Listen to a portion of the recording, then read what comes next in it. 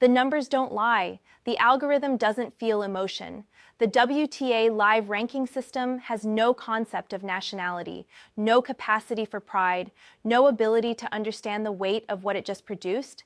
It simply tallied the points. It processed the results. It ran the calculation that every Filipino tennis fan on earth had been waiting for through sleepless nights and 4 a.m. alarms and cold desert bleachers in the middle of the California desert.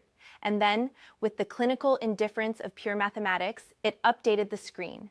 And the screen said, World number 28, Alexandra Eala, Philippines. The reaction that followed was anything but clinical. It was anything but indifferent. Across the Philippine archipelago, in every Filipino community in California, and the rest of the United States, in the diaspora neighborhoods of London and Dubai and Madrid and Singapore and Vancouver and Sydney, the same sound erupted at the same moment. It was not the polite applause of a tennis crowd acknowledging a good shot. It was the sound of an entire nation releasing the breath it had been holding for a very, very long time. Let us be precise about what this number actually means, because precision is what this moment demands. Entering the 2026 BNP Paribas Open at Indian Wells, Alexandra Eala was ranked world number 32 on the official WTA rankings, a figure that was itself already the highest ever achieved by a Filipino player in the history of professional tennis. She had set a career high of number 31 just days before, following her quarterfinal run at the Dubai Duty-Free Tennis Championships. Then a one-week break between tournaments cost her one spot in the official release, dropping her back to 32 heading into Indian Wells. But the live rankings, the real-time calculation that accounts for points being earned in ongoing tournaments, told a different story with every round she advanced. And when the desert dust settled on the night of Sunday, March 8, 2026, following one of the most dramatic and emotionally charged weeks in Philippine sports history, the live ranking screen refreshed one final time. Number 28, a new all-time career high, the highest ranking ever achieved by any Filipino player, male or female, in the history of the WTA Tour. History, made precise and permanent by mathematics. The climb to this number is a story that deserves to be told from the very beginning, not because the beginning was glamorous, it was not, but because the distance between where she started and where she stands today is precisely what gives this number its historic weight. Just 12 months before this Indian Wells triumph, at this exact point in the 2025 calendar, Alexandra Eala was ranked number 140 in the world. 140. She was a promising prospect with a legendary junior pedigree, the 2022 U.S. Open Girls Singles Champion, a former World Junior number 2, but she was a player that the mainstream tennis world had not yet taken seriously as a force at the professional level. She was ranked 140th. She was playing qualifying rounds, she was fighting for wild cards, she was, by every conventional measure of the professional tour, a work in progress, a name to watch, a talent to monitor, not yet a threat to anyone ranked inside the top 50, let alone the top 30. Then came Miami 2025, and everything changed. As a wild card, meaning she did not even have the ranking required to enter the tournament directly, she walked into the Hard Rock Stadium courts and proceeded to do something that the WTA rankings computer could not have predicted, and that the tennis establishment could not have anticipated. She beat Madison Keys, ranked number 5 in the world at the time. And then she beat Iga Swiatek, ranked number 2 in the world, the most dominant women's player of her generation, a multiple Grand Slam champion who had been the gold standard of the sport for years. Back-to-back, wild card, 20 years old, Iga Swiatek, gone in straight sets to a girl from Quezon City who had moved to Mallorca at age 13 to train at the Rafael Nadal Academy. The tennis world did not just take notice. It leaned all the way in. It reorganized its attention. It canceled every plan it had for discussing women's tennis and replaced those plans with a single subject. Who is Alex Eala, and exactly how far is she going to go? The answer, in the 12 months since that Miami explosion, has been delivered with relentless, methodical, match-by-match consistency. Not in a straight line, The professional tour never moves in a straight line, and Alex's journey has included the losses and the adjustments and the course corrections that every rising player navigates. But the trend line, drawn across the entire arc of the year, has been unmistakably upward at a rate that the sport has rarely seen from a player in this compressed a time frame, from number 140 to number 50 by the end of 2025. From number 50 to the mid-30s through the early weeks of 2026. Semifinals in Auckland, quarterfinals in Abu Dhabi. The stunning upset of Jasmine Paolini in Dubai, ranked number 7 in the world, beaten by Alex in the kind of clean, authoritative straight sets win that announces a player has arrived at a new level of capability. Quarterfinals in Dubai, a career high of 31, and then Indian Wells, and then number 28. Before we get into the mechanics of what this ranking jump means for her career trajectory, let us sit with the human story for a moment longer, because the human story is the reason this channel exists and the reason you are here. Alexandra Eala left the Philippines when she was 13 years old. 13. She was a child with a tennis racket and a dream, and parents who made one of the most difficult decisions any parent can make, letting a child go, sending her across the world to a place she had never lived, to train under a system that would demand everything she had. The Rafa Nadal Academy in Mallorca, Spain, is not a soft environment. It is not a place designed to make young athletes feel comfortable. It is a place designed to turn talented young people into elite competitors, and it does so through a specific kind of sustained, rigorous, demanding work that the majority of players who pass through its gates do not survive at the top level. Alex Eala not only survived it, she absorbed it. She internalized the philosophy, the work ethic, the competitive mentality, and the specific technical skills that the academy was built to produce. And then she carried all of it across an ocean, back to the professional tour, and began the slow and savage climb toward the world she had always believed she belonged in. Her own words, in a real interview with Front Office Sports at Indian Wells this week, captured the mentality of that climb with a precision that no external analysis could match. She said, "My goal as a junior was to be ranked high, so I was able to envision myself being somewhat at the top." That sentence is worth reading twice. Somewhat at the top. That is a 20-year-old who has been trained to think in terms of where she is going rather than where she has been. That is a player who arrived at the academy at 13 with a vision of being at the top of the world rankings and has spent 7 years doing the specific, systematic work required to close the distance between that vision and reality. Number 28 is not the ceiling of that vision, it is a waypoint. It is the view from a mountain you have been climbing for 7 years, telling you that the summit is now visible in a way it was not before. The specific mechanics of the ranking jump deserve to be understood because they reveal something important about what Alex Eala has built and what she is now capable of sustaining. The WTA ranking system operates on a rolling 52-week basis, rewarding consistency and penalizing inactivity. A player who makes deep runs at WTA 1000 events, the highest level below the Grand Slams, tournaments like Indian Wells, Dubai, Miami, and Rome, earns substantial points that can move the ranking needle significantly. To jump from 32 to 28 in a single tournament week, as Alex did at Indian Wells, requires not just winning, but winning at a premium event against quality opposition. She beat Diana Yastremska in the second round in a savage 2-hour, 43-minute, 3-set battle that stretched toward midnight in the California desert. She beat Coco Gauff, the world number 4, in the third round in a match that ended 6-2, 2-0, when Gauff was forced to retire with a left arm injury, a match in which Alex had been utterly dominant from the opening game. The points from those 2 wins at a WTA 1000 tournament against the quality of opposition she faced produced the number 28. It was earned, every digit of it.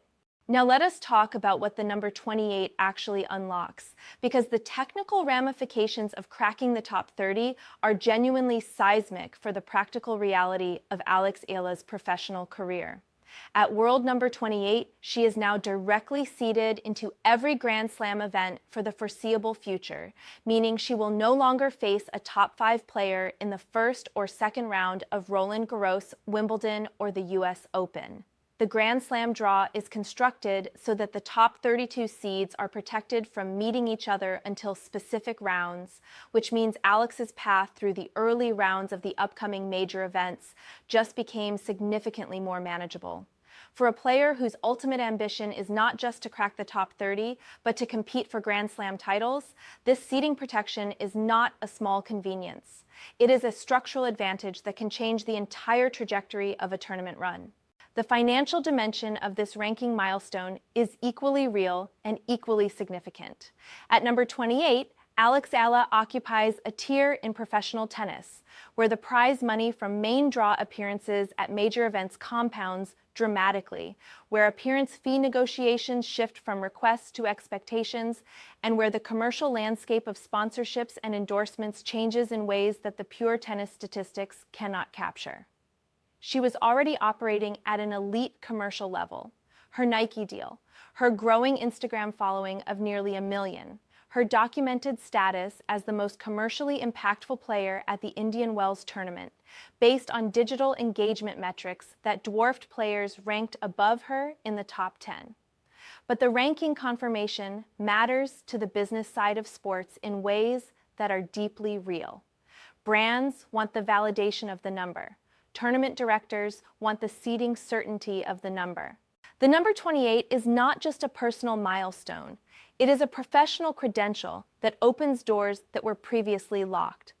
The reaction from the tennis world itself has been a fascinating combination of genuine admiration and the particular alertness of competitors who have just watched the draw get more complicated. One of the authentic quotes that captured the spirit of the moment came from within the tournament grounds at Indian Wells, where ESPN's feature on the Eala phenomenon documented the scale of what was happening around her. The arena staff, the tournament officials, the media, everyone was processing the same observation. This player generates a cultural gravity that the sport has rarely seen from someone ranked outside the top 20, let alone someone who arrived at Indian Wells seeded number 31 and making her debut at this specific tournament. And now she was leaving ranked 28, having beaten a world number 4 in the process. The combination of the ranking achievement and the manner of the results that produced it sent a message through the WTA locker room that was unmistakable. The player who had been a fascinating story was now a legitimate threat to everyone above her on the draw sheet. The Nadal Academy connection to this moment cannot be overstated, and it deserves the full weight of its historical significance. Rafi opened the doors of his academy in Mallorca to her. His coaches, his training philosophy, his competitive DNA, these became the foundation on which Eala rebuilt herself from a junior prodigy into a professional weapon. The 2,000+ hours of practice court work in Mallorca that the data behind her rise implies is not the product of individual willpower alone. It is the product of a system, a culture, a set of beliefs about what it takes to compete at the highest level of the sport, applied with total commitment to a player who had the talent to absorb it and the character to execute it under the most intense competitive pressure. When you watch Eala play the big points, the 0-40 situations, the third set breakers, the midnight matches when the crowd has been waiting 6 hours and the stadium lights are blazing in the cold desert air, you are watching that system in action. You are watching the Academy's most fundamental teaching, which is that the match is never over, that the body can always do more than the mind believes it can, that the only appropriate response to a difficult moment is to find the next point and compete for it with everything you have. She saved match points against Yastremska in the third set of their Indian Wells second-round match, breaking back when Yastremska was serving for the match at 5-4, then winning the next 2 games to close it out. That is not luck. That is training. That is the specific product of years of being put in uncomfortable situations on the practice courts of Mallorca and learning through repetition and discipline how to find a way through. The Philippine sporting establishment understands this. The country's sports commission, its tennis federation, its media, its fans, they understand that what Alex Eala has achieved in the last 12 months is not just a personal victory, but a national proof of concept. She has demonstrated with the most rigorous possible evidence, actual results, actual ranking points, actual victories over actual top 10 opponents at actual WTA 1000 tournaments, that a Filipino athlete can compete at the absolute highest level of an individual world sport that demands technical mastery, physical elite level conditioning, and the mental fortitude to perform under the kind of global pressure that most athletes never experience. This proof of concept matters beyond tennis. It matters for Philippine sports culture. It matters for the generation of young Filipinos who are watching every match and learning from every result that the ceiling they were told existed is not actually there. The Philippine sporting establishment understands this. The country's sports commission, its tennis federation, its media, its fans, they understand that what Alex Eala has achieved in the last 12 months is not just a personal victory, but a national proof of concept. She has demonstrated with the most rigorous possible evidence, actual results, actual ranking points, actual victories over actual top 10 opponents at actual WTA 1000 tournaments, that a Filipino athlete can compete at the absolute highest level of an individual world sport that demands technical mastery, physical elite level conditioning, and the mental fortitude to perform under the kind of global pressure that most athletes never experience. This proof of concept matters beyond tennis. It matters for Philippine sports culture. It matters for the generation of young Filipinos who are watching every match and learning from every result that the ceiling they were told existed is not actually there. To understand the full magnitude of what number 28 represents for that proof of concept, you have to understand what Philippine sports culture has looked like for the last several decades at the individual, global level. The Philippines is a sports-mad nation. Basketball is a religion, boxing has produced world champions, including one of the all-time greats, and the country bleeds competitive passion at every level of sport. But individual athletes competing in the global circuits of tennis, golf, swimming, track, and field, sports where the competition is relentless and the pathway from the Philippines to the top of the world is measured in years of displacement and sacrifice, have historically not broken through to the very elite tier. The glass ceiling was not imaginary. It was a real, statistical, documented reality of Philippine sports for a very long time. Alex Eala at number 28 is the most direct and definitive demolition of that ceiling in the history of the country's athletic development. And it was achieved not by a fluke, not by a wild card run, that the rankings eventually corrected downward, but by 12 months of sustained high-level professional results that the ranking algorithm has now confirmed in permanent official historical terms. The fan phenomenon that surrounds Alex Eala and that has made the Indian Wells BNP Paribas Open a different tournament because of her presence is not separate from the ranking story. It is woven into it. The fans who packed practice court 6 while Alexander Zverev and Taylor Fritz played to handfuls of spectators on adjacent courts. They were not just spectators. They were participants in a cultural movement that has commercial consequences, institutional consequences, and consequences for the future of tennis as a global sport. When a 20-year-old from the Philippines generates a documentary-style day-in-the-life video that becomes the most watched piece of content on the BNP Paribas Open's official YouTube channel for the entire year of 2026, pulling 94,000 views, while the next most watched video is nowhere near that number, the tournament is receiving a clear message from its own audience about who the story is. When the tournament posts its class of 2026 on Instagram, 9 women representing the faces of the event, 7 of them top 10 players, and the 8th is Alex Eala at number 31, the selection tells you everything about where the tournament's own executives believe the energy is concentrated. The ESPN feature that documented the Eala phenomenon at Indian Wells captured a detail that encapsulates the entire story with perfect economy. As the clock approached midnight on Friday, the grounds of the Indian Wells tennis garden were largely empty. Most matches had finished hours earlier. Stadium 1 had gone dark. The food stands had closed. Staff members had been cleaning for hours. But at Stadium 3, a few thousand fans sat in the cold night air, wrapped in winter coats and blankets, waiting. There were still 2 matches ahead of Alex's second-round contest against Yastremska. Those fans stayed for all of them. When Alex finally took the court, in the cold California midnight, the volume the crowd generated was the kind of volume that reporters described as rare at any tournament, let alone a late-night second-round match at a WTA 1000 event. They had waited 6 hours. They were sitting in near-freezing temperatures.